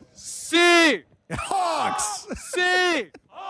I'm not in San Francisco. I'm at San Jose at the San Jose Convention Center. It is opening night, and the Seahawks are going to go do some press stuff. We got, hundreds of people here waiting in line to see it. All go down here in San Jose. A lot of these guys aren't even going to the game. I got Julian here. He drove down. Where'd you drive down from, Julian? From Palo Alto. Palo Alto. Anybody come from Seattle area? What? Wow, we got a good job getting the Niners fans out of this town. I appreciate it. It is a lot of fun. It's crazy. We did go to San Francisco I got my credentials today, and the city is just covered. Sam Darnold's face is on bars that have Niners flags in the window. It is incredible. I love it so much. Zach, we need pictures of the Seahawks stuff over the 49er stuff. We need pictures of the Seahawks logo on that stadium. Wherever you can get those pictures, you just send them. We'll share. You should be sharing them on the KVI social media account, so that way we can have them all. I was trying to keep it all undercover till I got here, but yeah, absolutely, for sure. That's awesome. So tell us about the things you've seen so far. Where are you right now at the convention center? What's going on in the convention center? I'm outside. I'm not allowed to broadcast from inside, so I'm outside. And by the way, this is where the fans are. I'm walking for blocks and blocks. This is fun. I'm going to do this all week. This is awesome. I'm on my third block. It's wrapping corners. I'm on my third block of Seahawks fans. This is awesome. Why would I want to be inside right now? Yeah. I could be out here with this many 12s. So go to San Francisco. I get my fancy little badge. And, the Bay Area is plastered in Super Bowl stuff, plastered in Seahawks stuff. And these places are like an hour away. The teams are down here in San Jose. Santa Clara, that's where the game's going to be at. There's a convention center down here. A lot of those press conferences will be going on right now. Opening night, the Patriots are in there doing some press stuff right now. Seahawks will be going in about an hour or so. So that's kind of what's going on down here in San Jose. And then there's a whole bunch of different fan experiences. And most of the people I've been talking to aren't even going to the game. They're just down here hanging out, having fun with their teams, whether it's from New England or Seattle, or they've moved to the Bay Area and are just, converting Niners fans left and right is what it seems like. So when the All-Star game was in town in Seattle, a lot of the fan experience stuff was actually better than the game itself. The All-Star game, no great shakes. The Home Run Derby was a lot of fun. When we went for the RNC, a whole section of the city was taken over. And while there were flags, it didn't seem like there was a lot of decor, as you're describing. You're saying is there's just stuff plastered everywhere in San Francisco. And every business, every bar, every building obviously wants a part of it. It is pretty cool to see. And you brought up the conventions, and that's a good point. The security is very similar, if not more so, and heightened than it was at the conventions. You recall how strict and locked down that all was. So this is very similar. Tomorrow morning there's a press conference, and they're going to go. There's people from the FBI and Homeland Security, and they're going to go into all the details about what security's like and kind of how that's going to go down. I've seen some small pocket protests, nothing really big yet, but that's one of my questions tomorrow: is are they expecting any large scale demonstrations, and how they intend to deal with that. There's another question. It's what happened to all the homeless in San Francisco? They're gone. They're gone. I roll up. I thought I had to check Google Maps. I thought I was in the wrong city. The streets are clean. Things smell nice. It's insane. I expected that from San Jose, but not San Francisco. Oh, It is. Whatever company came and cleaned up Seattle for the All-Star game, they made their way down here. They just sent them down there to do it. Now, Zach, you say a bunch of these people are Seahawks fans that are down there. Is it the kind of thing where, okay, West Coast, East Coast, so a lot of the California fans are like, well, if the Rams and the Niners aren't in it, we're going to go for the Seahawks, even if they're rivals, no. or are these Seahawks fans? No, in fact, if I were to say what if there's any protest activity going on, it's Niners fans who just showed up just to. Which it's like, I don't know, man. We're in the game. You're not, Right. Okay, so you're going to this press conference tomorrow where they're going to tell you about all the safety and security. Have you noticed anything from the politicians? Are they scheduled to speak at any time? Because we know politicians love showing up and taking credit for everything the teams do. Yeah, see, the thing is, they love to show up. I'm not interested in showing up for them. So all the Bay Area, community, or city council members, whatever, at the different cities, they're all doing a little press conference here and there, and I don't care. What do I care? Okay, so I'm going to ask for them one to, favor. for them to tell me how they pretended that this is how clean the city is all the time. No interest. I didn't want to hear it from our own politicians. I don't want to hear it from theirs. All right, so I got to ask one favor, okay? I need you to take one for the team. If Gavin Newsom's doing a press conference, would you mind going to that one and asking him where'd all the homeless people go? That would go viral in like 2 seconds. If he's you know it walking would. around, I'll talk to him. Okay, just making sure. I'll do the same if I see Nicki Minaj. All right, excellent. What are you looking forward to tomorrow, Zach? What are you looking forward to the rest of the week? You know, it's been such a the timeline of when we learn we're this is only the game's, obviously a week from yesterday, but I only find out about most of this and getting down here over the course of last week. So I haven't even had time to really dive into everything. I'm going to be up front with you, Ari. This is my first Seahawks game. Ah, right. Zach's never been to a football game before. Not because I'm not a fan. It just hasn't worked out that way. So I'm just excited to take this all in and just be a part of everything. And I mean, it's just like the conventions. It's just like any other thing that takes over a city. It's not one day. It's not one game. It's not 2 hours with a halftime show. It's just an entire region that's been taken over with this thing, and that's pretty cool to see. Hang on, I want to backtrack a second. Yes, for all of you who went gasp when Zach said he's never been to a football game before, Zach's Seahawks game. Seahawks game. Sorry, UW, you go to season ticket UW. holder. For those of you who go, he's never been to a Seahawks game before. His first Seahawks game is watching them in the Super Bowl. Now, Zach, I just got to get you to weigh in on one little story locally while you are out there. I don't know if you saw this. Katie Wilson had a bet with the mayor of Los Angeles about the Rams. Now, this bet was very stupid because Katie Wilson, because she won and the Seahawks What, loser won, has to put out a fire? Yeah, I said, that's good. She sent a present to Karen Bass. That is the most backwards bet ever. Are you supposed to get something when you win a bet? I saw her post that, and I was really confused. I was very confused because I was like, wait, did Karen Bass send you Seahawks stuff? The bet is you send. I don't know what's. Oh, Ari, breaking news. Yeah. I found the end of the line. Okay. I've been walking since we started talking. I found the end. Oh, now I got to go back. Excellent. All right, we will leave it there. More from young Zach from San Francisco, leading up to the big game on Sunday. Zach, thank you so much. Do appreciate it. Sorry. All right. When we come back, my friends, lots more to discuss, including Jay Inslee's really dumb tweet about journalists in response to the squeezed lemon. We'll tell you all about it when we come back. You're listening to the Ari Hoffman Show on Talk Radio 570 KVI.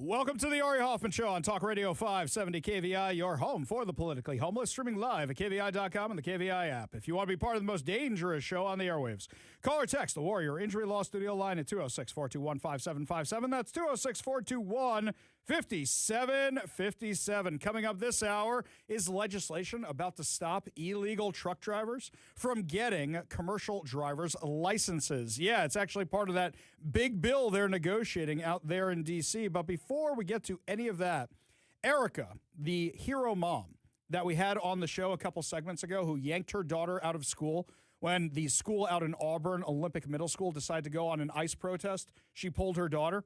So a lot of love for her on the text line, and it's really, really amazing. This one here from Bevin. This one says, "Hi, Ari. Great interview with Erica. So basically they're encouraging the audiences to vote no on a whole bunch of these school levies to send a clear message that we don't approve of the path they're on." And by the way, you're not wrong about that. They have all these school levies, all these taxes out there on the ballot right now. You want your money going to stupidity like this? Now, it's not just Auburn. We told you about the protest in White Center today. We heard about the protest in Seattle on Friday. I don't know about you.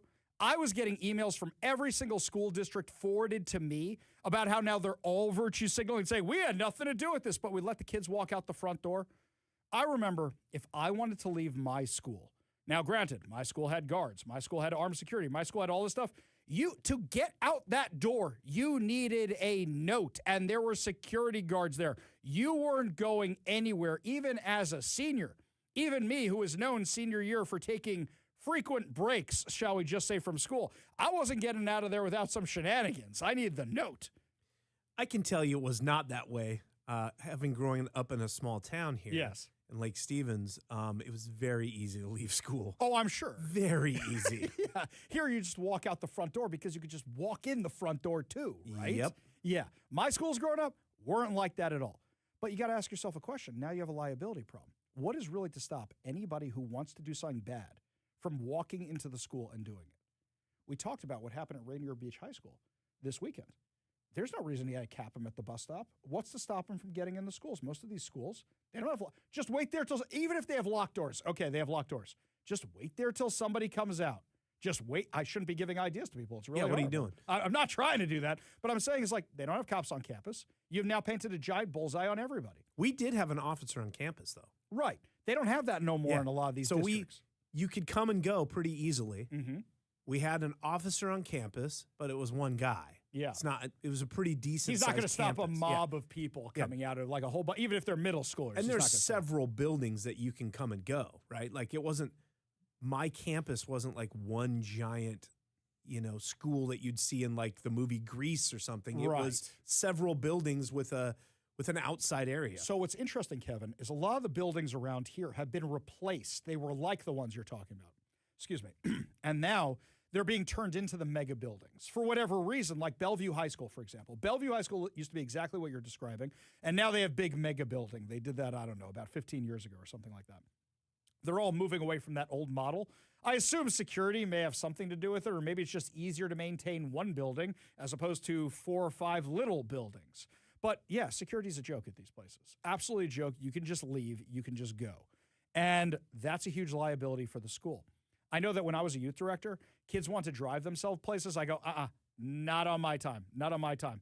And I remember years before that, this is a crazy story, was that we were in the middle of nowhere and one of the kids wanted to drive his car because the cool thing was driving your car up to the camp in the middle of nowhere and you got your car. He hit a deer and he almost wrecked his car. And the parents were like, why is my kid driving? And we're like, well, why'd you let him drive up there?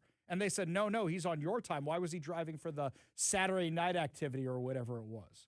And you know what? At the end of the day, the parent's not wrong. That was our responsibility.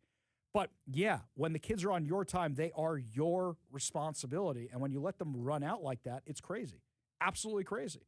Don Lemon could be out in the streets. That guy's dangerous. When we had got the driver's licenses and all that stuff, same sort of deal. You want to drive everywhere at that point. Yeah. But it was always at lunch going either to McDonald's or Taco Bell, which was kind of it was on the other side. It was Lake Stevens. It was on the other side of the lake from the high school. Yeah. So you kind of had to hustle a little bit if you wanted to get over there and get back in time. Sure. I mean, when I went to high school and I was a senior, they let you out for lunch. But driving anywhere in Manhattan, that was a no-go. You weren't really going anywhere unless there was something nearby. You weren't going anywhere. It didn't hurt that the vice principal was my neighbor, my next door neighbor. And so, Yeah. like, hi, how are you? That's funny. See, a friend of mine, go on through, because he'd stand out there by the gate. Oh, Yeah. I see. Oh, So- you could just go. Yeah. You could just go. Yeah. Yeah. No, a friend of mine, his father was the principal, not of my school, but of a different school. And I said, so did you get away with murder? He goes, no, my dad was the tough one.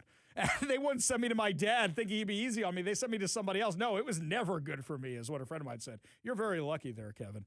Yeah, but this is happening all over the place. In fact, a ton of you are actually emailing me and texting me. This one here from Gabrielle on the text line. Hey, Ari, this is Gabrielle from Lakewood. Visited my granddaughter on Saturday in Ferndale. Found out by my granddaughter that they walked out on Friday protesting. She's only 12 years old. I was upset that instead of learning, they were out protesting. Very difficult to intervene. Parents do not seem concerned. I'm going to talk to them. Okay. Well, I think in this case, somebody sent me an email or text over here. I forget which one it was, saying the schools are getting blamed for this, but really it's activist parents doing it.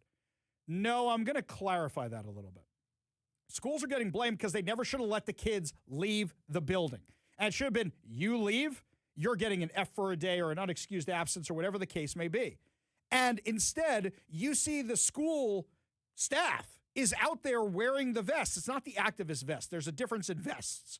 I have grown to know vest culture, neon vest culture because of this. It's the school staff that's out there. It's the school staff facilitating any of this. They should have said absolutely not. And you know what? You want to be activists in the school? You shouldn't be doing this in the school. But you know what you should have said? Let's have a discussion about civics. Let's have a discussion about ICE. Hey, kids, you don't like what ICE is doing? Here's how you can encourage the Democrats in Washington state to try and change the law.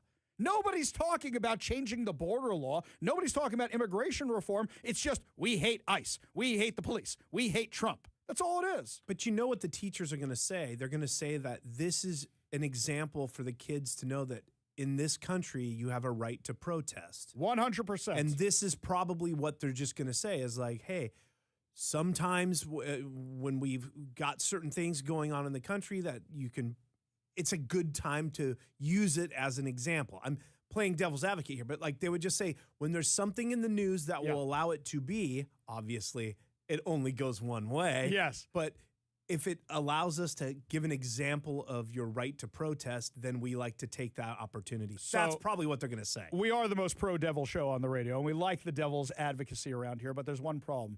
When you do what they did in Auburn where you're blocking traffic, that is no longer a peaceful protest. You are now blocking traffic, and you have a major safety concern. Now, here's a great question for a lawyer. Maybe I should reach out to our friends over at Warrior Injury Law. We should reach out to them and say, hey, guys, what's the school's liability for any of this? You want to go protest, fine, but you're responsible for those kids. Even you and your friends, when you drove off campus, if God forbid something had happened to you, the school is liable for that because it's during the school hours. So now what's the liability for kids going into traffic and blocking cars? I believe initially I had to have a letter from my parents authorizing my approval to leave campus during lunch. Yeah. So initially you would turn that in, and once it was on record, you were fine. Mm-hmm. So there was a permission sort of granted by parents so you could leave campus. So that's probably what they did back then to be like, okay, but if your kid did it and they weren't supposed to. Right. And now here's something else, is that we're finding out that a lot of these schools didn't give any advanced warning whatsoever. The kids just went out. It's one thing to say, hey, parents, tomorrow is a protest. Now, if your kid goes and protests, this is what's going to happen. And if they leave the building, we release ourselves of all liability. It looks like they were so eager to go protest ICE, they didn't do any of that. Now, if I'm wrong, send me the email you got from the school, ari@kvi.com. But so far, what you've all sent me is the email afterwards. The email that says, we had nothing to do with it. Why didn't that go? What, you didn't know this was coming? Something like this does not just spontaneously, we're going to walk out at this time. When I was in charge of a youth group, I knew everything those kids were doing because kids are stupid and they can't shut up about it, especially on social media. So, for example, this is great. And you can say kids are stupid because we were all kids once. We and all we were kids. All stupid. I was a dumb kid. I got arrested on my prom night. I'm a very, very stupid kid. I can say that out loud, right? Yeah. So, talking about the stupid kids, for example, here's an example. I remember one time we had a weekend retreat. It wasn't a retreat. It was a weekend activity in the synagogue. The kids were there all weekend. And Saturday night, I'd finished cleaning up. There was going to be an event Sunday morning. And I'm driving home back to my house, and all the kids' cars are parked in front of this one house. I'm like, gee, I wonder what's happening there. So me being me, park my car, get out of my car. Yeah, there may be some legal issues with this. And I walk right in the open front door for all the friends. And all the kids are there doing all the things you would assume kids do. And I go, hi, guys. The color draining from their faces was priceless, absolutely priceless. Then they scattered and we did punishments the next day. That was really, really fun. Yes, I was terrible like that. I was something to behold as youth director. Yes, we'll discuss that another time. Some of the ones are listening to the show right now, cracking up at some of the shenanigans. Meanwhile, if you want real reporting, don't go to Don Lemon. Because here's the thing, guys. Don Lemon gets a standing ovation at the Grammys, right? For what? Interrupting church services? Well, now the entire media has made it like Don Lemon is their cause of the day. We need to save Don Lemon, free the lemon, stop the squeeze on the lemon. What's weird about this is this guy was kind of canceled, wasn't he? Yeah, for not such good things. Yeah. Believe all men, women? I forget what it was. Something in a bar. I don't remember. Adjacent to that, Something like that, right? Yes. Why is Don Lemon not on CNN anymore? Gee, I wonder why. And when he left, everybody at CNN and everyone in that orbit were kind of okay with him going, if I remember correctly. Right. Now he's their hero. Including for Jay Inslee. Jay Inslee tweeted over the weekend, we are all targets of Trump's arrest of Don Lemon because journalists are very eyes and ears. As three-term governor of Washington, I know suppressing journalism might be high on the list of Trump's most dangerous travesties. We're with you, Don. Yeah, he actually tweeted that. He wrote, we are all targets of Trump's arrest on Don Lemon because journalists are very eyes and ears. As a three-term governor of Washington, I know suppressing journalism might be high on the list of Trump's most dangerous travesties. We're with you, Don. Suppressing journalism, you say, huh? Your office refused interviews for years, often refused to comment for stories, and said that me and other conservative journalists weren't real journalists. Your Democrat buddies in the state legislature denied me a press pass last week. Oh, and did we forget the time, Kevin, I don't know if you remember this. You remember the time Jay Inslee's office called our bosses to try and have me fired my first year on air? Do you even remember that? I get called into a meeting with certain people who don't work here anymore. I got called into a meeting. The governor's office just called wanting to talk about you? And now me, young radio host, I'm kind of giggling, but at the same time, I'm like, okay, I'm kind of like in my probationary time. And I get called up because the governor's office is mad at me? Yeah, they actually did that. You don't remember this at all? Was that here or the other building? That was the other building. That's what I thought. Different okay, I do remember building. that. I do remember that. Okay. Now you know which time, because there were multiple times something like this happened. Jay Inslee's talking about suppressing journalism. Are you kidding me with this? Jay Inslee never took any request for comment from anybody, or you got a snarky response from his right-hand guy, who, by the way, now works for the Attorney General, so I get snarky responses from him now. Jay Inslee, he did one interview with John Carlson in his last year in office or something like that, right? One interview. Did one interview, and that was when his office reached out to say we want to do an interview. Because for whatever reason, I don't know, Jay's trying to secure his legacy or something like that. I don't understand where this, because both sides have their own activist journalists, right? Or what are they? Rabble rousers. You mean activist journalists or what do they call it? Man on the street journalists. Or, we don't really do that. Whatever. But at some point when this stuff does end up in court, and it will. Yes. How do you prove you're a journalist? Like, it's one of those weird things where it's like, You don't go and get a card that allows, like, look, I'm a journalist now. Or one of those stupid hats back in the day that say press up. Yeah. You know, like, how is this ever going to be settled? So that's a funny thing you ask. Okay, so let's put this out. The Babylon Bee said something like this. Don Lemon commits murder, but it's okay because he's a journalist, right? Does that give you license to do anything? No, of course not. Don Lemon steals a car. It's okay because he's a journalist. No, Right. of course not. Where do you draw the line? And yeah, the question is, what makes you a journalist? What, you have your own independent blog? That's what I'm saying. Yeah, but here's the thing. Just because you're a journalist, hang on, here's the dividing line. Yeah. Here's the dividing line. Forget whether or not you're a journalist. If you're a journalist, you cannot break the law. So you can't violate the FACE Act and block people from going to church and help organize. The thing is not whether or not Don Lemon is a journalist. The thing is whether or not he broke the law by coordinating this whole mess. Right. That's what it should be about. But you see how sticky this is. And as I said at the beginning, it just takes one juror to go, no, and we're done with this. That's the problem. Yeah, because he's just going to be able to say, like, I caught wind of this possibly happening. Yeah. I showed up Yeah. and I followed them reporting on what they were doing. That's what he's going to go with. Do you know your precedent for this? This is great. Do you know your precedent? Well, under the Biden administration, there was that guy who said he was a journalist. Turns out he was a BLM Antifa activist, and he got arrested for January 6th. Hey, there's your precedent right there. Let's go in with that one. Just because you're a journalist doesn't give you license to break the law. We go to the Warrior Injury Law Studio line. Take a call from James in Tacoma. James, what's going on? Yeah, as far as kids getting out of school, what's your feeling going to be come, I think it's next Wednesday, where if the schools in Seattle schools are going to be open as normal. However, if a kid wants to get out of school, whether they skip school or get out of school, they're going to be allowed to for the purpose of going to a Seahawks parade. Seahawks parade. No, I am not in favor of that. And actually, I made a mistake as a parent. You ready for this, James? Here we go. I'm going to give you this. As a parent, I made a mistake. I stupidly pulled my kids out of school for the last Seahawks parade.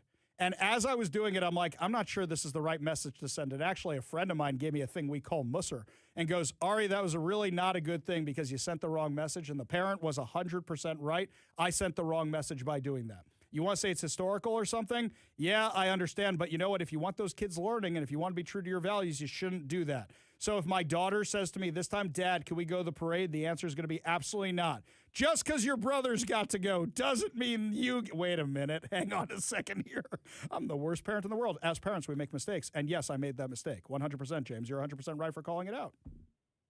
But even if something's going to happen once every 10 years, I would say your kids still in school next week. Well, the problem is I'm going to say the following. I'm going to say school is more important. You can watch the parade on TV. I messed that one up. I 100% did. And I'm saying that in front of my entire audience. And if my daughter says, Dad, can we go to the Seahawks parade? The answer is going to be no.